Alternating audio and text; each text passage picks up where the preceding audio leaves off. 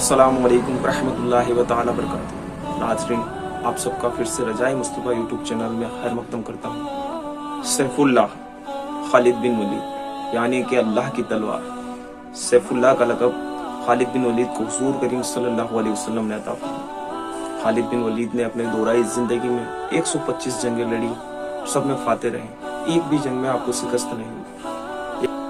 एक मरतबा खालिद बिन वलीद अपने जंगजुओं सहाबाओं के साथ जंग में तशरीफ ले गए।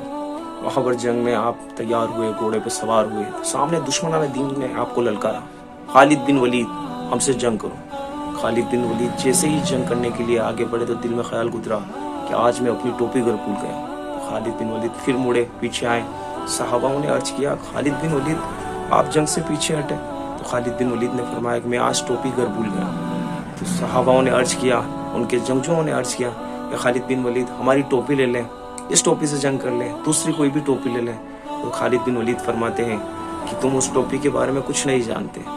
उस टोपी के अंदर सरकार दो आलम सल्लल्लाहु अलैहि वसल्लम की मोए मुबारक सिले हुए हैं। उस टोपी की बरकत से मैं कभी जंग नहीं आया। उधर अबू उबैदा बिन हुर्रा आराम फरमा रहे थे। ख्वाब में हुजूर करीम सल्लल्लाहु अलैहि वसल्लम तशरीफ लाए। फरमाया कि अबू उबैदा तुम यहाँ आराम फरमा रहे हो, उधर मेरा खालिद दुश्मनाने दीन से गिरा हुआ है।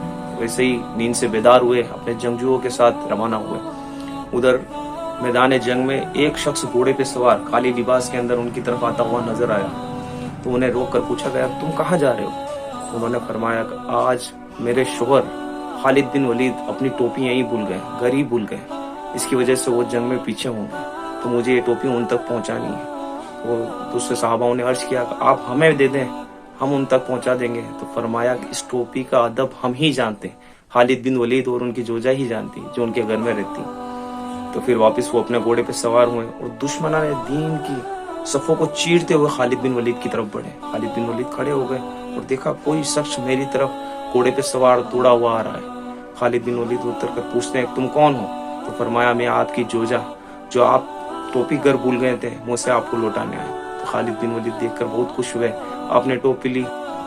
इधर अबू उबैदा बिन जर्रा भी मैदान में पहुंच गए और फरमाया, खालिद बिन वलीद तुम घबराओ ना, हम भी आ चुके हैं। तो खालिद बिन वलीद फरमाते, अब तुम नहीं भी आते तो कोई फिक्र ना थी, क्योंकि मेरी टोपी मैदान में वापस आ गई।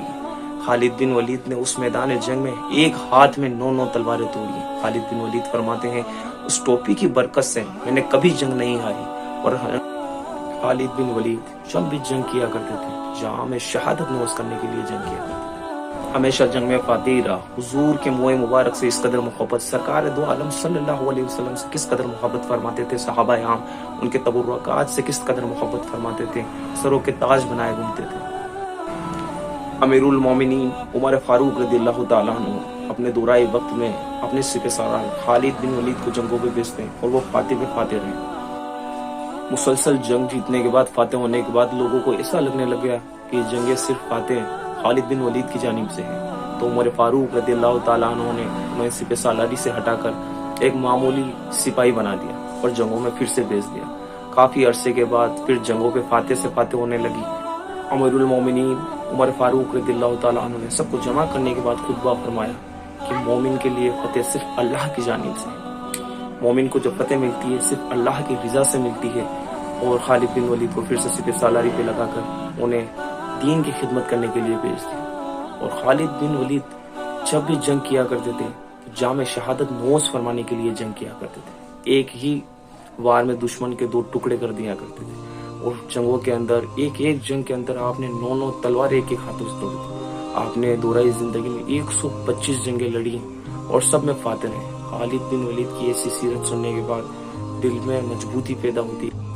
और खालिद बिन वलीद का जब आखिरी वक्त करीब आया तो आपने फरमाया, अगर मौत जंगों में ही आनी होती तो खालिद बिन वलीद कभी बिस्तर पे नहीं मरता। ये सोच रखने वाले खालिद बिन वलीद अल्लाह की राह में खिदमत करने वाले, रसूल का इश्क पैदा होता है, अहले बैत की गुलामी का इश्क पैदा होता है।